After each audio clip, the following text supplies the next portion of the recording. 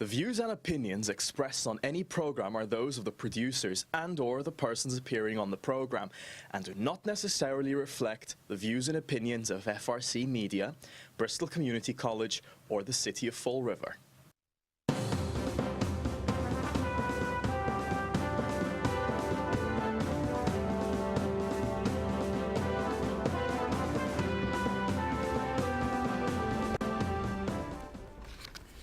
Good morning. And live from the Riv, it's Spindle City Straight Talk. Go, CJ. I'm your host, Chip, and there's CJ. And I'm CJ. And again, another live show. It should be fun. And we do have a guest for the hot seat today, so we'll going to get right to business.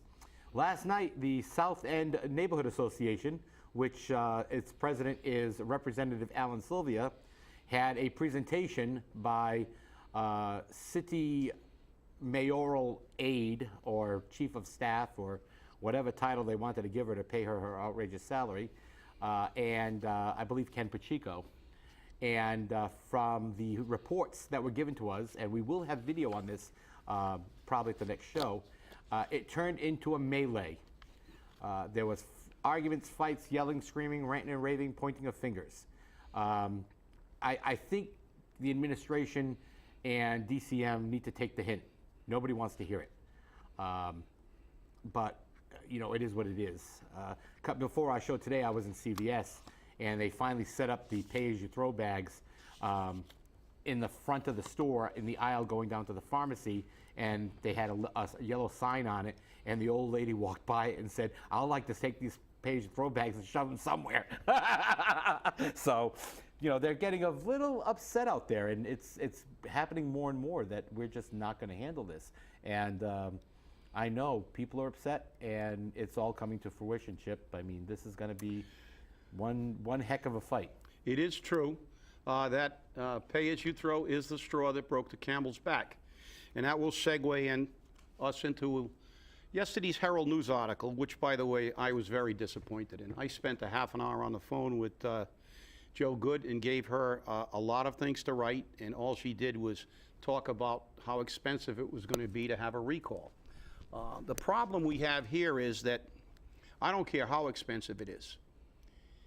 If there's one thing we have to find the money for is to allow the people, the voters, the taxpayers, to speak.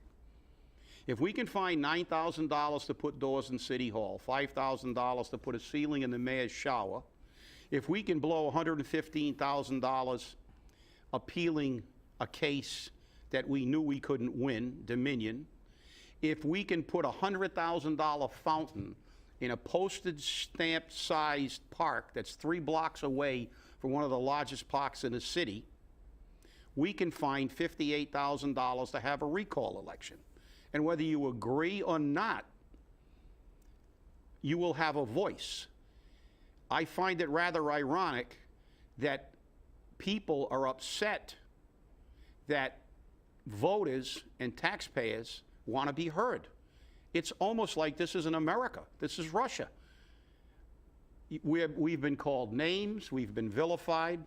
Not that we care, but because I could scratch like the Corporation Council right now to the people, because the fact is that I'll defend your right to disagree with me. However, this is America. This country was created on the right to speak. And the Declaration of Independence also tells us we not only have a right, but we have an obligation to change governments that are not working for the people.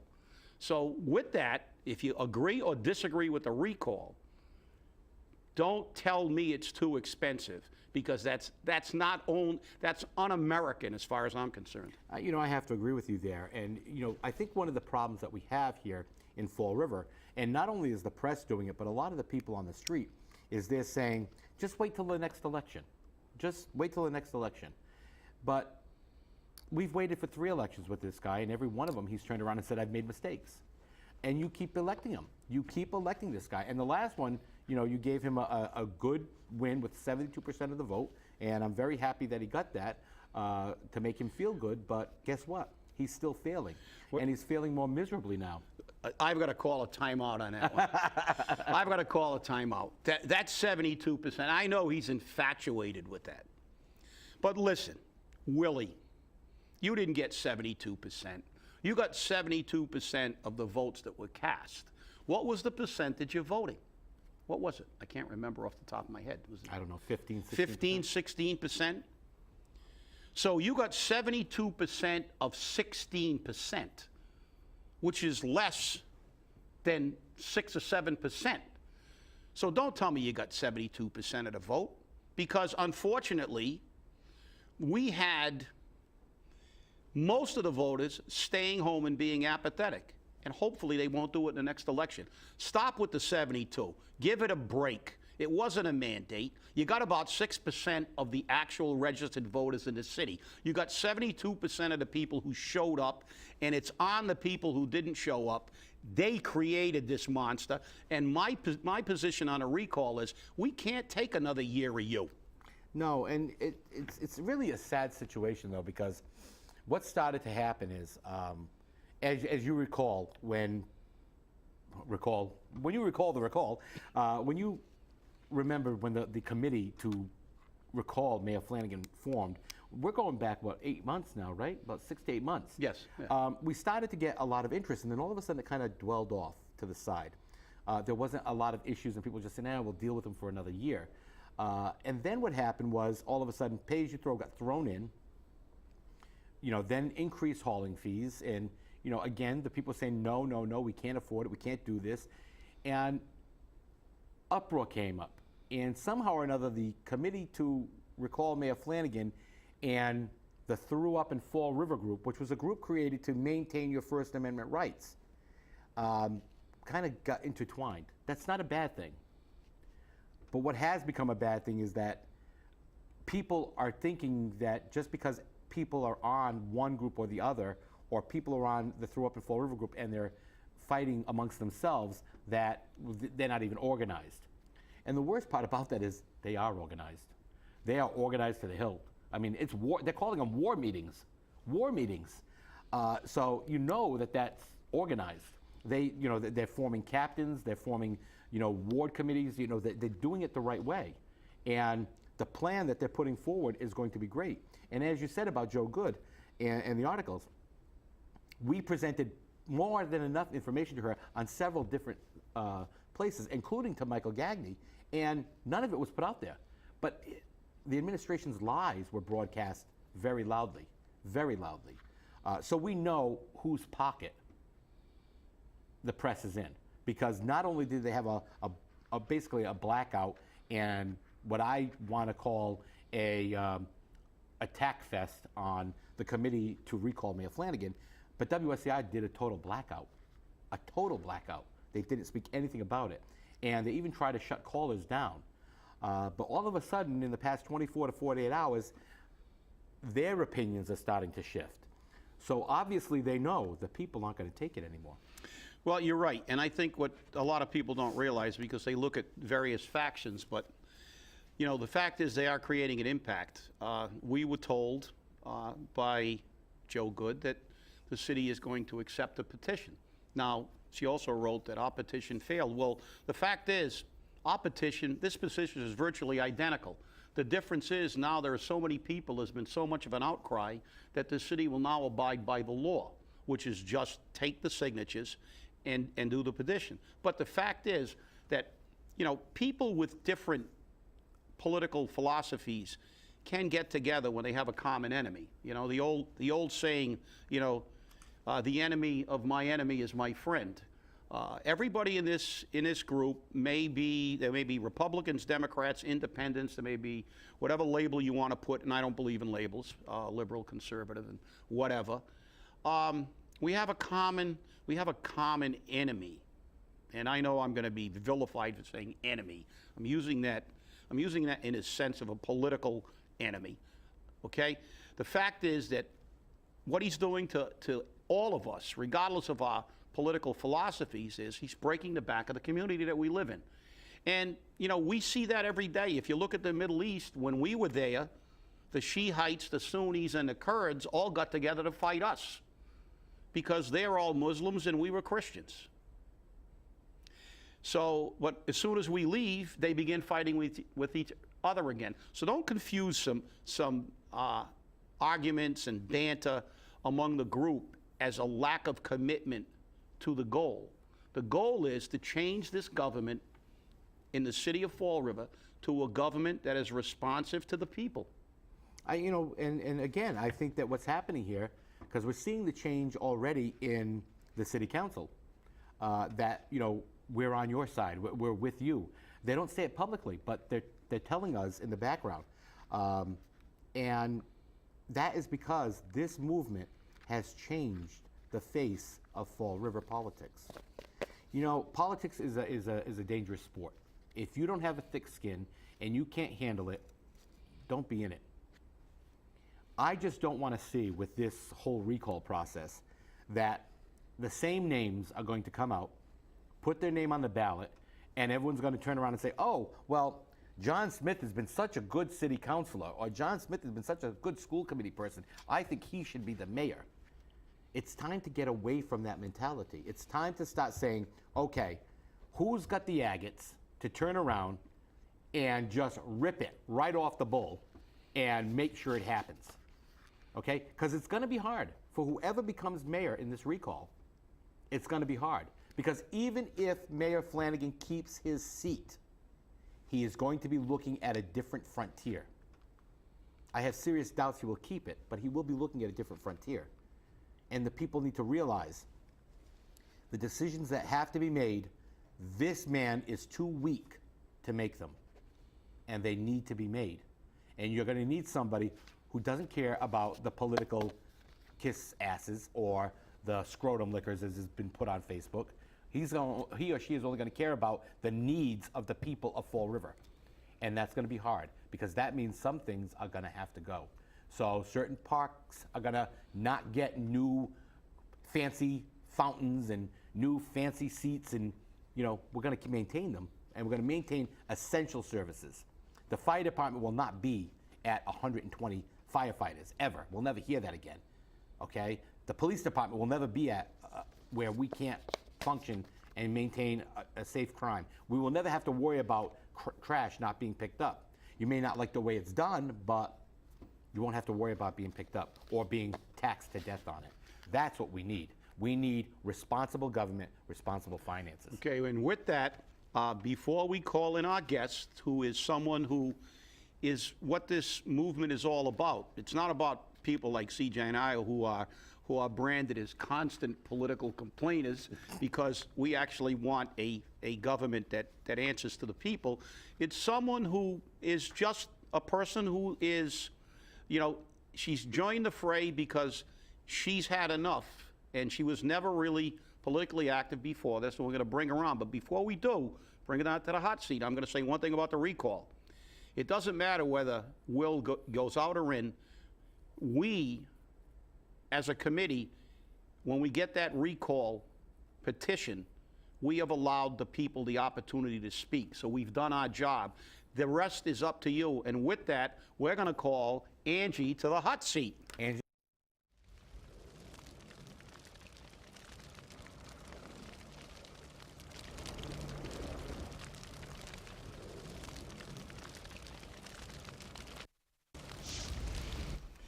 Well, hello, Angie. Hello, Chip. Nice to see you. Nice Welcome. to see you today. Why don't you tell us what got you involved? Well, the first thing that caught my attention actually was the whole incident that happened with Mr. Thompson and his phone. That's what caught my attention. Once I started doing some research and actually educating myself as to what was going on locally with the government and its debacles, I became quite interested and, met some really wonderful people on the Threw Up in Fall River group who, we actually met in person, became friends, and we're fighting for the same cause. Yeah. I noticed she didn't mention us. Well, she was talking about the wonderful people. When That's she right. gets the pain, No, she'll talk to no, us. no. No, seriously. You're doing a lot of work, and I commend you, because I know you are very, very, very active. So, there has to be, and obviously, kind of tell us, we understand that you saw this, but when you did your research, I mean, what did it show you about this city that got you from basically not being involved to being really, really heavily involved in making a change, which I commend? Thank you. Well, first of all, myself and my boyfriend do own property in the city of Fall River. We have for over 15 years, the same property, mostly filled with family and people that we know, because we try to keep the rent low so people can survive and pay bills, and, you know, people on fixed incomes who have to buy groceries, who have to buy medications, you know, and that just goes into the whole pay-as-you-throw thing, but I won't even go there yet. Once I started doing a lot of the research and, you know, found out about the Dominion lawsuit and, you know, the whole debacle that happened with that, and, you know, the extravagant spending at City Hall, those kind of things just kind of fueled my fire. So, you know, kind of got me off my bottom and, you know, get active and get involved, and that's the only way things will change. People have to get up, people have to get involved. You know, you might not like what you find, you might not like what you see, but the only way it'll change is if we get up and do something about it. Well said. Yeah, Thank definitely. Well said. You know, it's interesting because you and I also share a common profession. Yes. We're both nurses. Yes. And, you know, I have been told numerous times that my political activism will keep me from being offered jobs, and even when I've been offered jobs and I've accepted them, they said, you know, keep the political stuff away from the facility, don't bring it to work, Right. You know, don't take time off to handle it. And I said, that's fine, I don't have a problem with it. And most of the patients are the ones that know, and you're not supposed to talk to them about it. Right. But you know, they think that a lot of us are uneducated. We don't have degrees. You know, my nursing license, obviously, I got out of the Cracker Jack box. You know. Oh, me too. Yeah, exactly. You know, I mean, there was that surprise prize at the bottom of the box. But there are so many people that we've met that are Absolutely. educated. You know, the 11% or whatever it is that have college degrees are actually involved in this. Yes. It's business owners, it's moms, it's dads, it's grandparents. I mean, it's even children. I mean, Right. children are involved. And let me just interrupt for a second because, you know, a lot of my patients who do know what's going on don't like it, you know, and they kind of see now with the movement going that, yeah, your voice can make a difference and the things that you do can make a difference. You just have to get involved. And then on the other aspect of that, I also have patients who have no idea what is going on.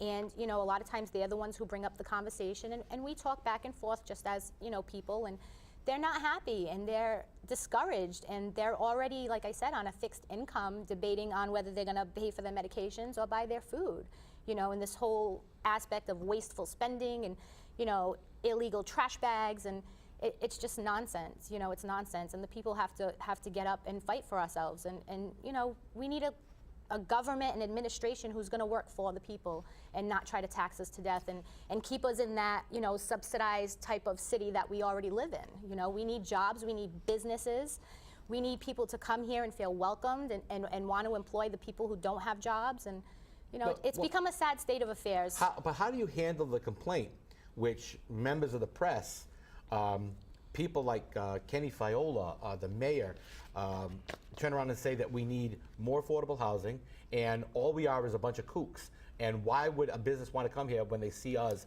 attack the Board of Health and the City Council in the manner that we supposedly did? Which personally, I thought that was one of the best hearing meetings I've ever seen, and I think it was the most respectful one. And even the Fall River Police Department said Handled was it very respectful. well. Yes. But I mean, how do you handle statements like that? How do I mean? I know I'm an emotional person. You know this. So I don't pull punches, but some people do. Yes, I have to agree with you. You know, I mean, I don't know what else I can add to that. I absolutely agree. You know, it's difficult. Well, I'm gonna ask you to talk about two things. First of all, I know that you've done something that's really, really, really great. We discussed at one time about you trying to get young voters Yes. registered, and I Yes. think that is something that you know is a really great thing, because we need to get young people involved, and you know, the fact that you're attempting this and doing this is great. And then after you get through with that, I want you to talk about the subject as a property owner: pay as you throw. Okay, let me go back to the voters and getting young people involved. I have a son who is 18 years old. He just graduated from Diamond Regional 2014 class of. And Congratulations to him. That's my boy. I love him. He's smart. But, you know, just trying to get him aware and everyone who he knows aware. You know, I think it's really important to educate the young kids. You know, they don't take civil liberties classes. They don't really know what their civil rights are, so to speak, you know. And getting him involved and him showing his friends and us showing them and getting them involved, how important it is to register to vote, to get your voice heard, to make it count, you know, and it seems to be picking up some momentum. I mean, at first, I'm not gonna lie, they were a little kind of like, you know, is your mom crazy kind of thing? But, you know, once they know the reality of what is really going on, I mean, they're intrigued and they're motivated. So that gives me a lot of hope. The problem is that voting doesn't happen on a PlayStation or an Xbox. You know, well, let me just say to that. If we took voting on that, we'd have a lot more turnout. Right. Well, I have to say, I don't know about the more younger generation, but as far as, you know, my son's age group, you know, I don't really see any of them mainly attached to the boob tube, so to speak, you know. They're out there, they're looking for jobs. I mean, they just graduated high school. They want to make money, they want to do something, go to college. And, you know, I think they're actually trying to realize that that's what is important. Well, you're doing something that will be invaluable to them. You know, they're out in the cold, cruel world now, and they have to realize that, you know, this city is what we make it, and if they don't participate, regardless of where they live, that government will, you know, government does not work for the people unless the people demand that government work for them. Right. And I think that you've given him a very, very valuable lesson, and I commend you. Keep going. And now tell us about one of your favorite subjects and mine, pay as you throw. Pay as you throw. Well, like I said back at the beginning, you know, I'm speaking from myself personally, we have most of our tenants, our family, you know, in-laws, sisters, brothers, that kind of thing. And we try to charge them the least amount of rent that we can just to kind of cover the bills that we have to for the house. And, you know, just like my patients, my family, you know, they have to pay for medications, they have groceries, they have children. This pay as you throw is just another hit to everyone's pocketbook. And I'm not even going to go into the rainwater tax. You know, that's a whole nother subject in itself. But I mean, how much can you tax someone before you don't expect them to break, you know, and that's where we've come, I think. I think people have just been broken and now are ready to fight. Yeah, I think you're right. And what do you think about statements when you sit there now that you're active and you watch city council meetings and you hear guys like Kenny Fiola saying that, you know, our tax rate isn't high enough, that, you know, we're a bunch of crybabies, you know, and that, you know, why don't we stop whining? And I will add to that as a caveat that, you know, Mr. Fiola makes nearly $200,000 a year. His wife's is a rep, and also I think she sells real estate, and there's a whole bunch of other things. Right. So they're probably making about, you know, $300,000 or $400,000 a year. Yeah, I'm itchy too. But you know, we can say about that. But I mean, when you see people, and most of these people they've gotten jobs through politics, or they're making a lot of money, and they seem to not understand the city they live in, and the fact that the people in Fall River are not wealthy. I mean, how does that make you feel? They're completely out of touch with reality, is really how I feel. They have no idea what's going on in the city. I mean, I'm a nurse, I'm a visiting nurse, so I go to people's houses, I see them there. I work mainly with a specific clientele. I'm not in the best neighborhoods, you know, so I see a lot of what's going on in the actual neighborhoods and the streets. And, you know, with them getting $200,000 a year jobs, and why don't you cut your pay and give back to the community? I mean, you know, you want to do something for the community? Why don't we start there? There are bad neighborhoods in Fall River? Oh, they must be up the Flint. They're in the Flint. That's They're right. all in the Flint. They're all in the Flint, that's right. Yeah. And as someone who was born and brought up in the Flint, in the heart of the Flint, and who actually technically, I guess the east end of Fall River is still considered part of the Flint, even though it's like above the core of the Flint. I was brought up in the core of the Flint, right in the center of the Flint, where the old St. Anthony the Desert Church was, at the corner of Quikasham and Alden. And, you know, and contrary to what Councilor Casey says, that, you know, everybody's poor up there, and I guess in her definition, worthless, but I won't put words in her mouth, but it's just the innuendo. When I grew up in the Flint, everybody worked. I mean, the reason they lived in the Flint was it was near the mills. And They most of the women worked in the mills, and most of the men worked, somewhere on construction or in the mills. And I kind of take exception to a statement like that, because there are poor people all over this city, and I think it's outrageous that a city councilor, number one, is in favor of more housing. But this is one of the problems with our city. We have a government that seems to be out of touch, as Angie said, with the reality of Fall River. I mean, we have a young city councilor that drives up in his Mercedes. We've got other people that have, they've got, and they sit there with their boat shoes and their shorts and they don't understand. I know someone who's living on $849 a month. You know a woman who's living on $839 a month. Angie runs into these people all the time. She's in the real Fall River. And I'm gonna make a challenge to Kenny Fiola and his wife. I said, why don't you move into an apartment on 4th Street and live there for a year? Donate your salaries to the city and live on the incomes that, let me pick a few of these people who you're asking to raise their taxes. As a matter of fact, you don't even have to move into a 3-decker, Kenny. You can move into the little cottage that the woman who makes, bless you, Andy, the woman who's living on $849 a month. I want to see you live on $849 a month and say that the taxes are too low. And don't forget, I should say, we must remember what Rob Mellion said. We need to shift more of the percentage away from the business and put it on the residential property owner. So I think everyone really appreciated that move. That's for sure. We're coming to running out of time. And what are you expecting to happen on Tuesday? Tuesday is the city council meeting.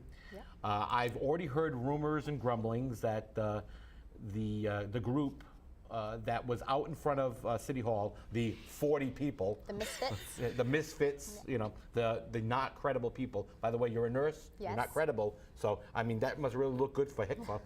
I guess it depends whose opinion that is, right? I know, exactly. And you know what we say about opinions. But, they're saying they're going to fill the council chamber again. They did it for 40 people. They really filled that council chamber. There wasn't a seat left in the house.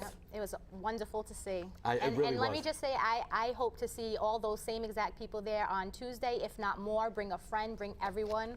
Let's pack the house. I agree. You're right, because you know something, Joe Good, when I was speaking to her yesterday, admitted, because she was sitting in the chamber, she said there had to be at least 175 people there, and there were, maybe 200. Right. Mm-hmm. And the fact is, stop lying and tell the truth, because the politicians know. 8 of the 9 city councils are sitting in that chamber, and they all look like deer in the headlights, because they know that the people are beginning to rise up, and they're going to hold them accountable. And Tuesday night, we'll be there. I think we should get some music from Les Miserables and play it. Angie, why don't you make a Make a statement? CD. Come on, make a statement. Make a statement? Yeah, make it. We got like a minute and 20 Oh, I seconds. don't Come know. on, What should I say? I don't know. Tell the people. I just want to see everybody come out to the city council meeting. We need support. We have, our numbers are growing every day. We need to just get out there, get our voices heard, and if you really want to make change, now is the time to do it. Well, that's what we say here on the show. If you want change, be the change. That's it. And right now, I think the change is taking hold. So it's looking really, really good. Fall River's going to do well by this. Win or lose on the recall, the people are now on notice. Are you next? Thank you, Angie, for being here. Thank you so Appreciate much, your Jennifer. time. I appreciate it so much. And up the rebels. Thanks for watching Spindle City Straight Talk. We'll join you again next week. Remember, Wednesdays and Fridays live at 11 on Channel 95, and Thursdays and Mondays it's re-aired on Channel 95.